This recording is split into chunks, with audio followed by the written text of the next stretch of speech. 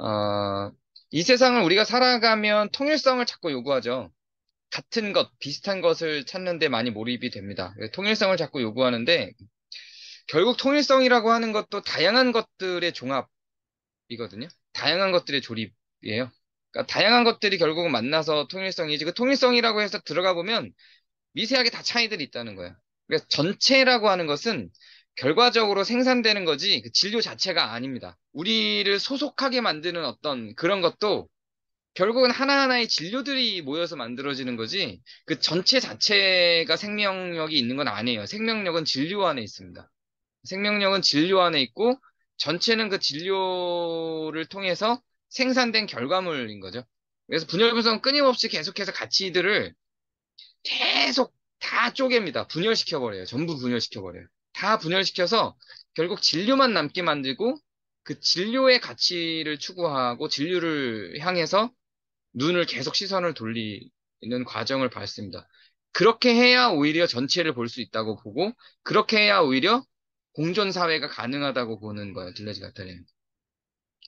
이제 프루스트라는 사람은 앞으로 계속 나올 사람이에요. 이 프루스트는 그동안 제가 언급했던 다른 뭐 소설가나 화가처럼 그냥 한번 훑고 지나가는, 사실 언급 안 해도 되는 수준의 사람이 아니고, 들레즈 가타리 철학에서 프루스트는 매우 중요한 역할을 하는 소설가예요.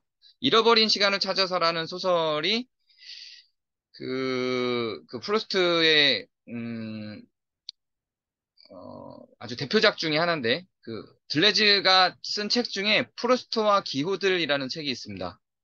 그게 들레즈의 사랑론을 고스란히 담고 있는 책이에요. 나중에 우리가 함께, 이건 계속 등장을 할 거예요. 나중엔 이걸 통해서 사랑에 대해서 이야기를 해요.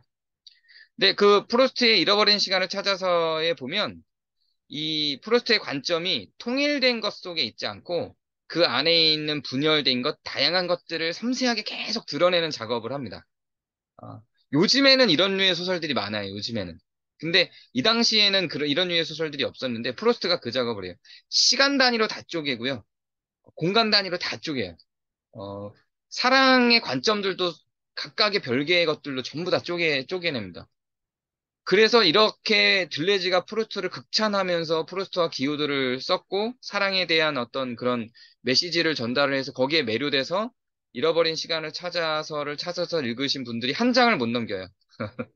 이거는 들레즈 가타리 책보다 더 재미없습니다. 그 멜라니 클라인은 그 아기가 부분을 통해서 대상을 인식한다는 걸 발견해요. 그 멜라니 클라인이라고 하는 사람이 그 프로이드의 제자인데요. 그러니까 아기는 아기는 처음에 이 시야가 넓지 않잖아요. 그래서 엄마 전체를 인식하기는 어렵고, 엄마의 부분을 대상 삼는다는 거예요. 엄마의 젖가슴이 하나의 대상인 거고요. 엄마의 얼굴이 하나의 대상인 거예요. 엄마의 미소 짓는 입술이 하나의 대상인 거고, 자기를 쓰다듬는 손이 하나의 대상인 거죠. 각각 다른 대상으로 인식한다는 거예요, 아기가 처음에는. 그래서 그 부분 대상이라는 개념을 만들어요.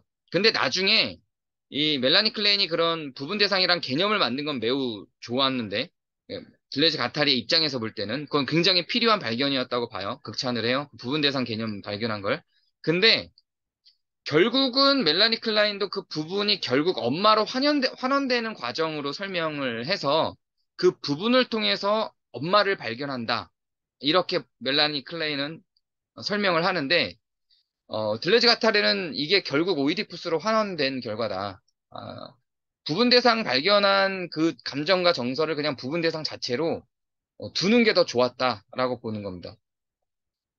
그러면서 이 들레즈 가타리의 주장은, 각 신체의 부분들은 각 부분에 따른 부분 대상의 욕망이 있다, 이렇게 이해를 합니다. 이게 아주 독특한데요. 이거 싫어하는 사람들 되게 많은데 저는 설득력이 있다고 생각해요.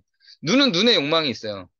코는 코의 욕망이 있는 거고, 손은 손의 욕망이 있습니다. 우리의 각 신체 부위는 각각의 욕망을 다 따로 갖고 있다고 주장을 하는 거예요. 그래서 그 욕망대로 돌아가는 거예요. 눈이 갖고 있는 욕망대로 돌아가는 거고. 근데 우리의 신체 부위들의 욕망의 충돌이 있잖아요. 입의 욕망과 내 뇌의 욕망과 배의 욕망과 이런 게 다 다르잖아요. 네. 그래서 그 배가 원하는 욕망, 입이 원하는 욕망이 다 달라요. 다른 신체 부위에서는 원하지. 배는 더 이상 먹으면 안 될 것 같은데 입은 계속 넣고 있거든요. 이렇게 각 신체 부위들조차도 그 부분 대상들이 전부 각각의 욕망을 갖고 살아가는데 인간이라고 하는 건 하나의 유기체로 존재하잖아요, 전체로. 그런 개념으로 보는 거야. 그게 이제 사회도 그런 개념으로 보는 거죠. 각각의 욕망들이 다 존재를 하고 다 하나의 단일화된 욕망이 있지 않다는 거예요. 신체조차도. 하나의 욕망을 향해서 신체도 살아가지 않고 사람의 몸도 뭐 예를 들면 정성현 선생님의 욕망은 뭔가요? 라고 했을 때 나의 욕망은 이겁니다라고 딱 하나를 정해놓고 살아가는 게 거짓말이라는 거죠. 우린 다양한 욕망 속에서 살아가고 있고 심지어 이 신체 부분 대상 하나하나도 각각의 욕망을 갖고 살아간다는 거예요. 그리고 전체를 이뤄낼 뿐인 거죠. 나중에는. 예, 저도 매우 마음에 드는 관점이에요. 근데 정신분석은 모든 부분 대상을 하나의 그, 그 원리로 하나로 다 환원시켜 버려요. 근데 사실상 부분 대상은 진료로서 각각의 욕망을 다 갖고 있고 그 진료의 연결과 흐름으로 생명력을 유지하는 겁니다. 창자가 창자로서의 욕망을 포기하면 우린 죽는 거고요. 눈이 눈으로서의 욕망을 포기하면 기능을 상실하는 거죠. 그러니까 각각의 부위들이 다 욕망을 갖고 있고, 나중에는 가타리는 여기서 좀 너무 나가기도 해서, 각 세포들도 각 세포의 욕망들이 있다. 이렇게도 이야기를 합니다. 그것도 저는 어느 정도 타당성 있는 것 같아요. 우리 몸에 바이러스가 들어왔을 때 그 바이러스의 욕망이 또 있는 거잖아요. 그 바이러스의 욕망이 있고, 또 이걸 지켜내고자 하는 그 면역력의 그 면역 체계의 욕망이 또 있는 거죠. 예, 그렇게 신체가 돌아가듯이 사회도 그렇게 돌아간다는 거예요. 각각의 욕망으로 돌아가는 거지 하나의 욕망으로 몰입시킬 수 없는데 자본주의가 그걸 해내고 있죠. 모든 욕망을 돈으로 다 이제 환원시키고 있는 거죠. 음. 이제 오늘까지만 이런 것들을 들 건데 거의 의미는 없어요, 사실. 판타지 소설가인 브래드버리하고 오스트리아 화가인 린드너가 이런 표현을 쓰면 둘 다 이런 관점에서 작품을 하는데요. 집단 환상으로부터 생존해 나오는 어떤 부분 대상들을 그립니다. 이거는 요즘에는 굉장히 많은 영화들이 다 이런 거죠. 뭐, 그, 그 헝거 게임이라고 아세요? 헝거 게임? 예, 그런 게 이런 대표적인 이런 내용들이죠. 뭐, 집단 환상이 있는데 거기서부터 빠져나와서 실체를 보는. 그리고 그거 뭐죠? 이렇게 뒤로 이렇게 가는 거? 매트릭스?